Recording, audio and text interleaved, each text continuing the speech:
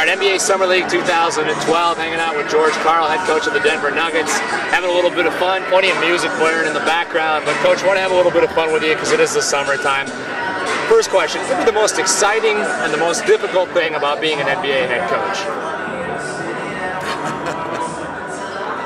Well, I think the most exciting thing is you coach the best players in the world, and you get to go in the gym every day and try to make them better, and the camaraderie of a basketball family. I think every day I wake up pretty juiced up to get my job, and the worst thing is losing. I mean, we play 82 games, and you usually have a great season if you win 50 games or more. But that means you lose 32 times. So losing's tough. Losing's a hard thing, and it's. I think that those are the two things that constantly I love, and then I also hate. Now, you've been in basketball a long time, both as a player and a coach. If you weren't coaching, what do you think you'd be doing right now?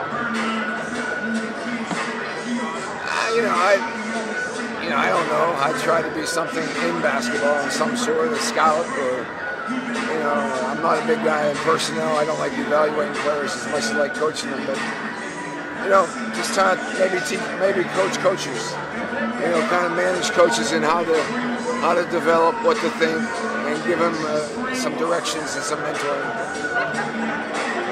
If you had to switch wardrobes with one player on your team, which player would you least want to change with?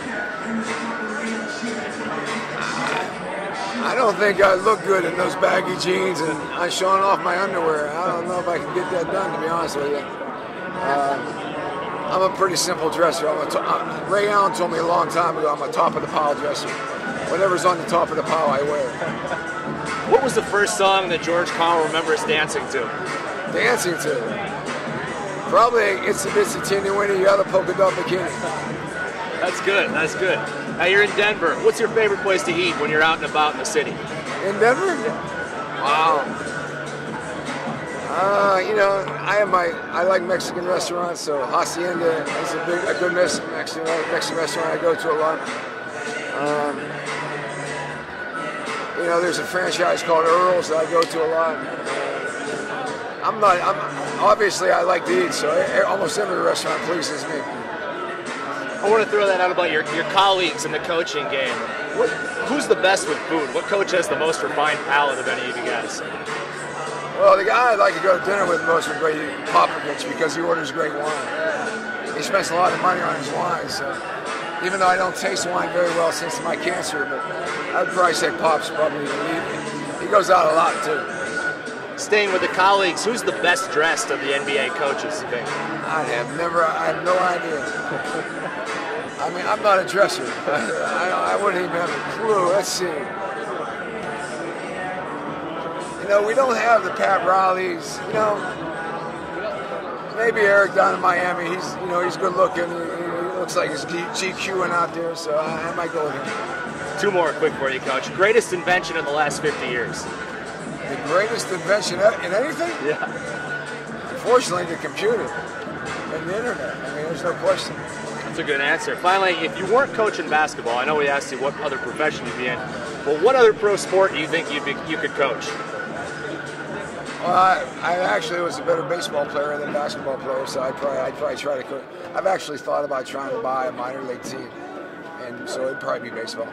And I wouldn't play like I play now. I'd do a lot of crazy stuff. I'd substitute differently.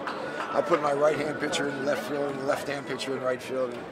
And I could always a left-hand pitcher going against a right-hand batter.